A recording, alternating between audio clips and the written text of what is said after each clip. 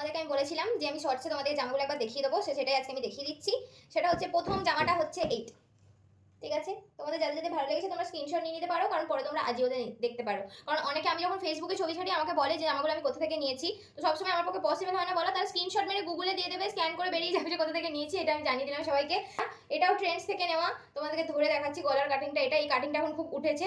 তো এইটা হচ্ছে আরেকটা জামা, তার সাথে হচ্ছে প্যান্টটা হচ্ছে এইটা, ঠিক আছে? দেখে নিলে থেকে নিয়েছি এই টপটা তোমরা দেখে নাও। এটা হচ্ছে টপ, ডান। ওয়ান পিসটা এটাও নিয়েছি হচ্ছে ট্রেন্ডস থেকে। এটাকে তো স্ক্রিনশট মারা পসিবল না, তাও তোমাদেরকে দেখিয়ে দিলাম। আর লাস্ট আরেকটা টপ নিয়েছি, সেটা হচ্ছে এইটা।